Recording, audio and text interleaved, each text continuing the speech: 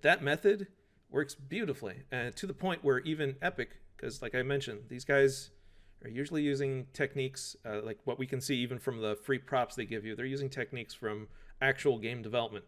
So they call it HLOD. It's like hierarchical level of detail, where basically, depending on distance, it'll grab an entire scene and just collapse it into a single little thing. Yeah, the guys from Bungie, or yeah, it's like a Disney Vault. Yeah, unfortunately, the Vault had a whole bunch of stuff that I'd spent a lot of time, trying to get, and then when I actually got it, I had to get rid of it, or they got rid of it in a way. It's really unfortunate. It's half the game just disappeared, and it's just because of this. They didn't think about modularity, and I get it. A lot of it is very organic, but there are other games that do it, and they do it well too. So, hats off again to like for Epic. I know I like to keep saying how great they are, but the truth is they've done a pretty good job overall for this stuff.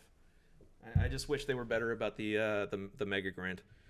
That I can't say they have been that great for it.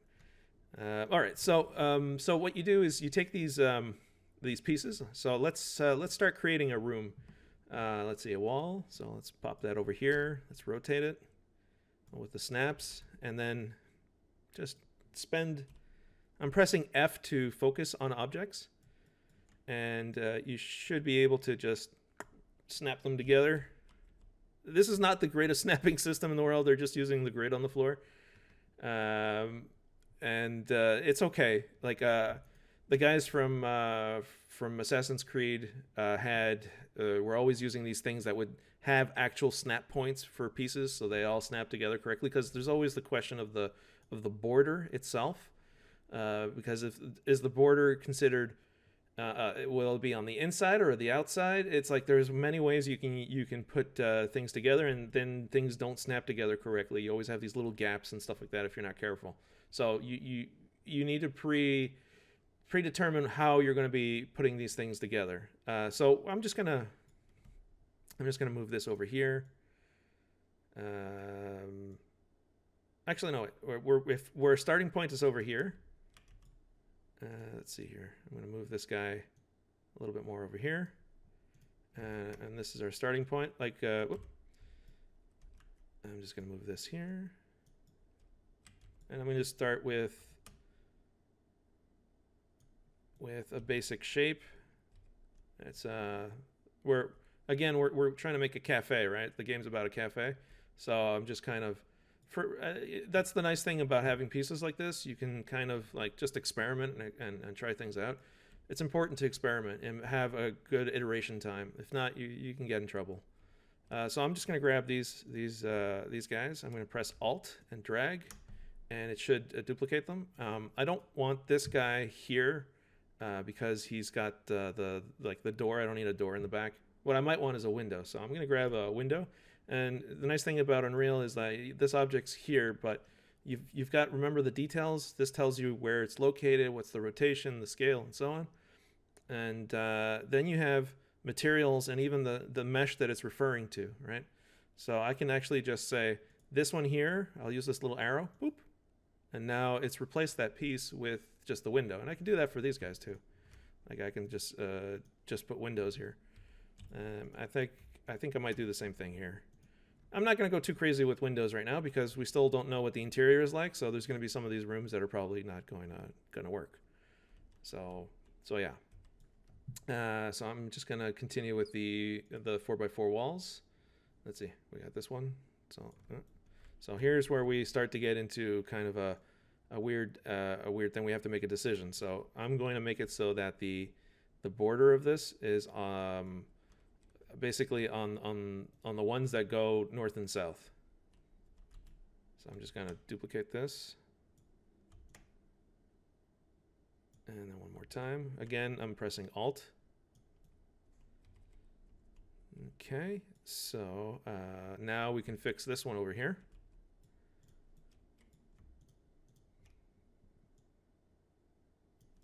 And make sure we're snapping correctly. Seems like we're doing good. Okay, and I'm just going to grab this. And we're just making an area for us to play around with, right? Oh, undo that. Make sure I'm pressing Alt, not Shift. Different software. That's one of the things.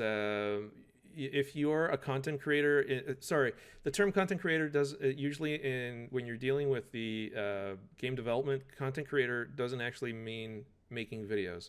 I know it's one of those weird things where we have the same terminology for two completely different things. But content creator normally are the people who are making assets, the content that you'd see in a game. And then the game developer was usually referred to the programmer. That terminology has been a little bit changed recently because there was a lot of people that were getting they weren't too happy about not being considered a game developer and so on. And I can understand that. Yeah.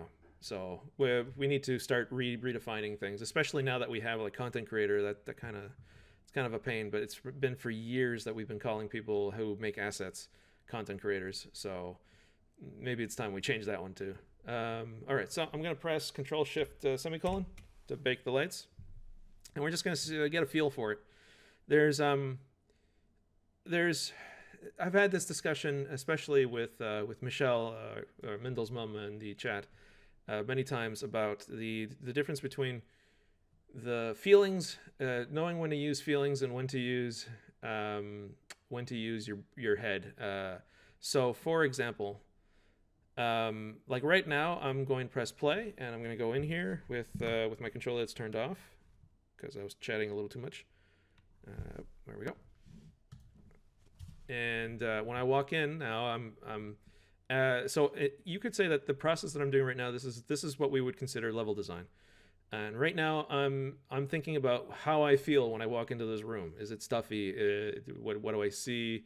Like as you're coming through, do I feel like is the vision really bad? There's all kinds of stuff that you have to take into consideration. But generally, it always comes down to feelings. And there's a place for feelings in games, especially when you're doing story and you're doing level design and stuff like that. They're valid. The thing is, though, it's been this kind of almost like life question that I have always asked myself: when do you use feelings? When do you use facts? And I've seen people use feelings for technical questions, and that's when things go out the window. When you start using, and then there's the other one too. I've seen people try to use tech for something that obviously required thinking about how you feel. So I've seen the mistake both ways, and I wonder how many times I've made that mistake because I tend to be technical only because I get annoyed by just how many people use feelings for everything, including measurements of rooms. So like you may have noticed, I was being very careful with my snaps, and don't leave little gaps because those add up after a while, and you get some serious problems later. If you're using this method where you're using a predefined piece, be accurate with your snaps. Do not eyeball things. Don't make it so it's close enough. That's just asking for it. Try to use snaps as much as possible. And if that fails, start writing down the value. Like make sure that you don't have any weird decimals in your things. And the reason why I'm doing this kind of stuff is, again, it has to do with optimization later, because if you have a little gap in a little corner over here and you can actually see behind it, well, Unreal might actually detect there's something behind it and then draw everything that's behind it. And then you're going to be like, oh, my frame rate is really crap when I'm looking at this wall. I don't understand. And that's a problem. That's a thing. Exactly. So this is why I know it kind of sucks to keep that constraint, especially when you're dealing with feelings, but it's important. Yeah. So over here, okay. So what can we say? Let's see. Chat. I'm gonna do a little survey with you guys. How do we feel if this was a cafe? Does it feel cozy? Does it feel too big? Does this feel like we've gone into? Is this? I don't know. Maybe the other thing too is like this is just one. It's a good size. Okay. Feels like an Apple store. I don't like them feelings that you're bringing up some bad feelings. For a Starbucks, it's too big. Okay. So how about this though? What if we actually needed stairs in our little cafe? So once we start adding stuff, this might get cramped real fast. This might be much too small. So for the game, we want to make sure that we have rooms for like little things like being able to have a little chill out room or a meditation room, like an actual place where you can actually sit down and meditate for real, like a real meditation. Like you have the thing running, and you may even have someone there guiding you through the meditation, and your character's just sitting in a meditation pose, but you can meditate along with it. So swirly stairs, yeah. In this case, I think we're going to use the. Let's see. If I recall, here's a way of looking for stuff. I know that I have a pretty good idea where it is, but if I just type the word stair, Unreal's usually pretty good about this. Like you have the little tiny ones. I'm just going to bring them in because they're useful. And they might not be to the correct scale, so that might be an issue. But for now, we'll just... I don't think snapping for walls... it's not the same as snapping for walls. Snapping for walls causes all kinds of collision issues, whereas this guy, not so much. And also, you can also eyeball it a little bit and then do a pass beforehand. So let's say an old candles and potions on the stills, the styles. Yeah. Okay. So like if you want to eyeball something, the things that are inside the building and the interior is always okay to eyeball to some extent. Because you can always adjust them later, and it won't affect things like visibility. Like I was talking about these kind of things, like the corners, and making sure that like even the windows later will give us a problem because we can see beyond the windows. Actually, what we can do is also get rid of these. We don't need this. Now we just have a light. And we're probably going to get rid of the sunlight because we're going to be inside. Or at least get rid of the casting of shadows from the sunlight because it's not necessary when we're indoors. We'll have our own lighting in the indoor. So let's see. I think I'm going to, like I mentioned, this part, it's okay to eyeball. You're just trying to get a feel for things. So I'm going to place an actor. Content browser. They added this new button. It's taking me a little while to get used to it. So let's see here. We have a cube. And fun thing, if you just bring it up in the air and press end, it will snap to the surface. Like it'll use the collision to determine that. So hopefully the collision's good. But all right, so this is clearly a different gray than the ones for the walls. So this was done at a different time.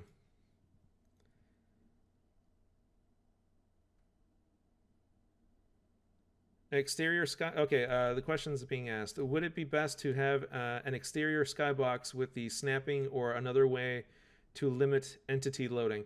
Yeah, so interesting question here. So, okay, so there's a lot of history behind the answer to this. Streaming is the solution to many problems. Streaming, not as in like video streaming, but as in game streaming.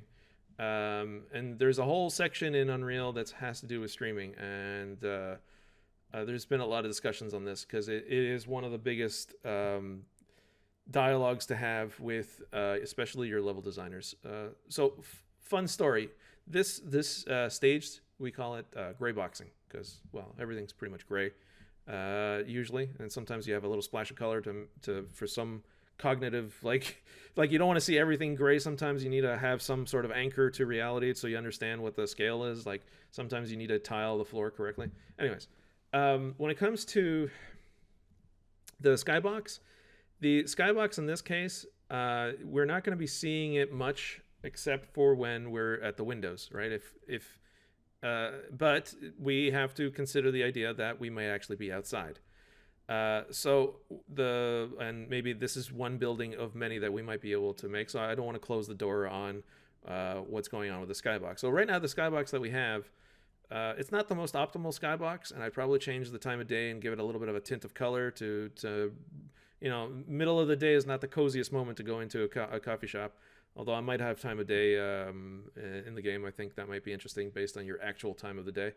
But for the most part, right now with what we have for the outside, it should be okay, and it's not a big hamper.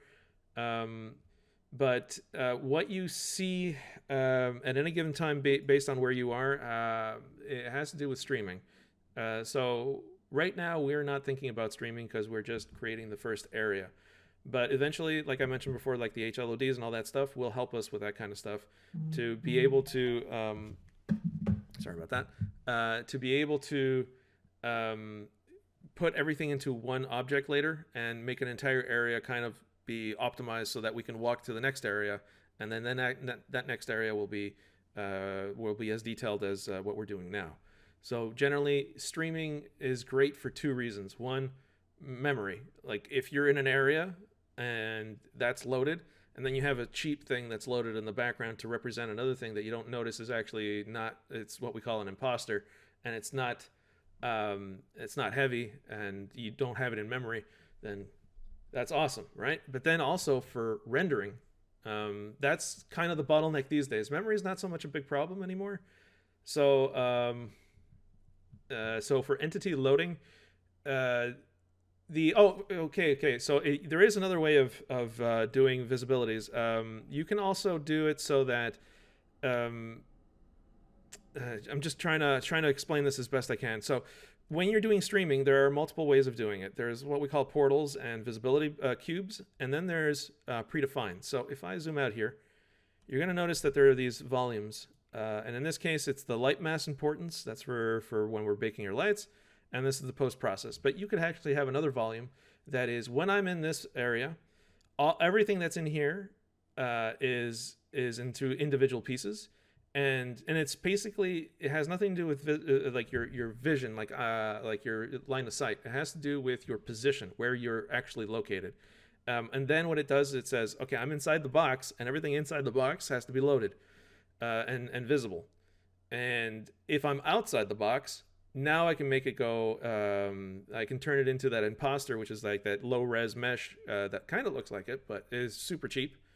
And I get rid of all the little tiny objects inside of it, and all those your actor count just drops, right? So long story short, there are generally two ways of doing things. One is based on Unreal's ability to tell you if it's in the view or not, and the other one is also on Unreal. There's the streaming method, which is basically depending on which volume you're in, and even then there's still some of the visibility going on.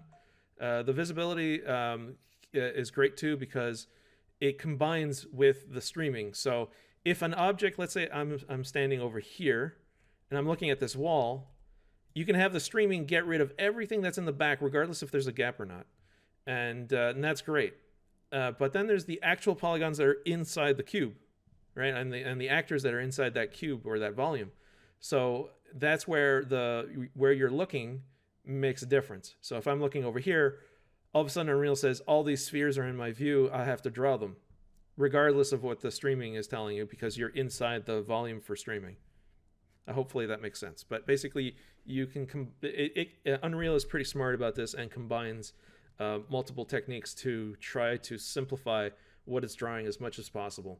And there's even another technique that I won't go into too much, which is pre-computed visibility based on your direction and view, which I actually used for the when we're in the vents up above space chucks.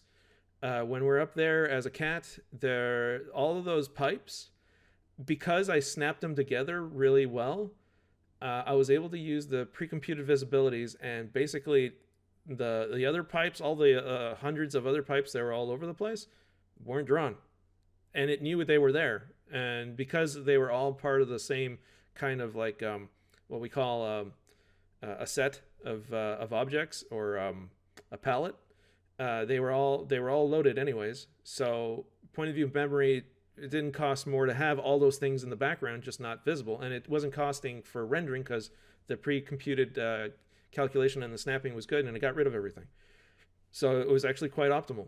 In that area, you'll notice that frame rate's never an issue when you're up there, and the lights are all baked and everything. So in that area, that was good.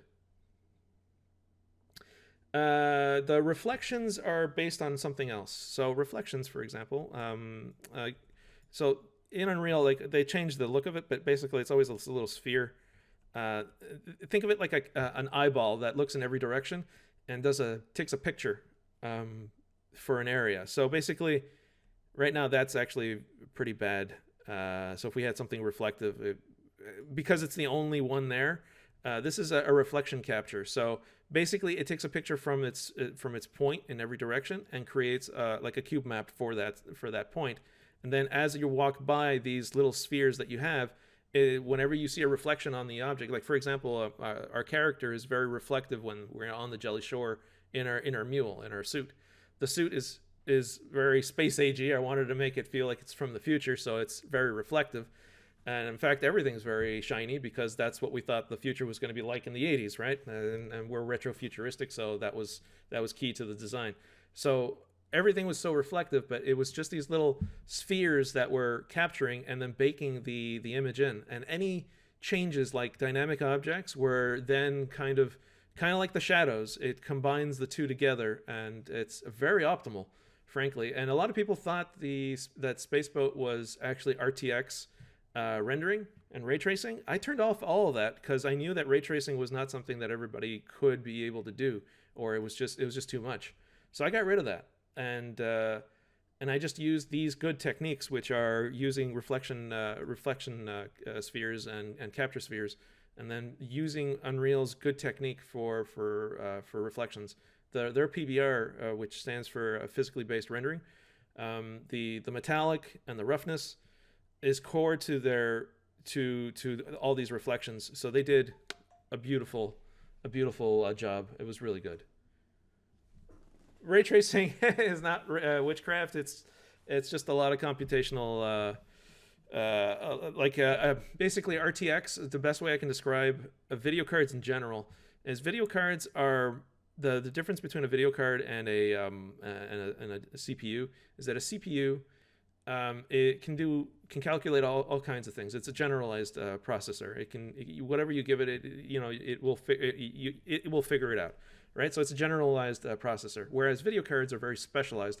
So remember the days when we were talking about voxels, and we used I don't know if any of you are old enough to remember that, but voxels was a big thing where there was this big fight between polygons and voxels, and you can even throw NURBS in there. That was another thing. So you had all these competing methods. And the reason why triangles kind of won was because of the specialization of GPUs. They started making GPUs that would calculate triangles very quickly. And that's kind of the reason why we went in that direction, because our GPUs were so optimized for drawing triangles that was the way to go. Voxels is something, good.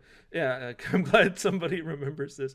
But voxels was a thing where instead of, it was basically like three-dimensional pixels. They were like, it's kind of like Minecraft, except imagine, and that's the thing. If we just continued with voxels, it had optimized hardware for voxels, Minecraft could have been mind-blowing in the sense that the pieces of any object could have been made up of little tiny voxels. Really cool. It would have been really cool.